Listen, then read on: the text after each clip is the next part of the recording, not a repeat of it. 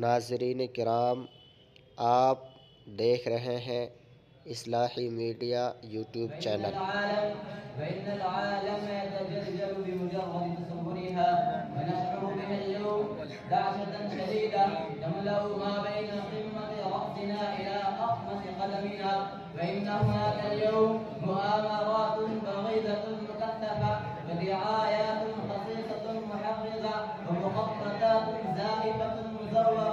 ضد الإسلام والمسلمين دوت بها جوانب الكفر، ولا يزالون يقاتلونكم حتى يردوكم عن دينكم إن استطاعوا.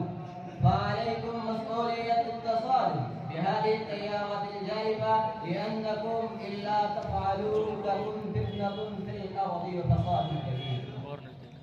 إخواني في الله، إن العصر الراهن المتحضر قد أتى بعجائب من الأزمات والقضايا، أزمات اقتصادية سياسية، أزمات علمية اجتماعية، وغيرها من الأزمات والقضايا التي لا تعد ولا تحصى، ولكن قضية القضايا وكارثة الكوارث وأزمة الأزمات إنما هو أزمة الإيمان وأزمة الأخلاق. إخواني في الإسلام، في فترة من الفترات المتداولة حينما كان الناس متمسكين بكتاب الله وسنة رسوله صلى الله عليه وسلم، فعاشوا في قمة من سعادة ونعمة وعزة وترف، وآخرون في درك أسفل من ذل وشقاء وتعاسة وعبودية. وكيف ابتعد المسلمون عن البعثة المحمدية وعاشوا في عزلة وانحراف عنها، فأصيبوا اليوم تلو الآخر بأوضاع حرجة وآية مروعة، وفي نفس الوقت حين ابتعدوا عنها قرونا وحقبا وجعلوها وراء ظهورهم، ودب فيهم اليأس دبيب الموت في الأحشاء، فانتهز الأعداء واسترسلوا إلى دأبهم القديم.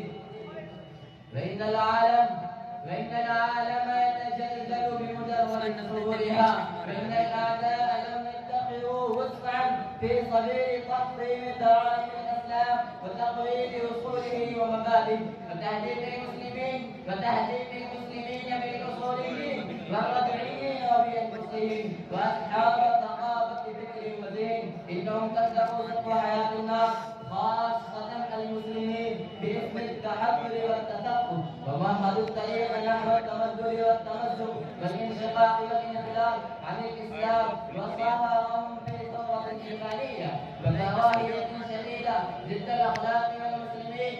إخواني الفرح، هلموا وسارعوا إلى مغفرة من ربكم وجنة عرضها السماوات والأرض। इसकी charging down वाली है ना, और तिरत की वीडियो बनाने में कैसे तक लगेगा फोन तो यार इसके बाद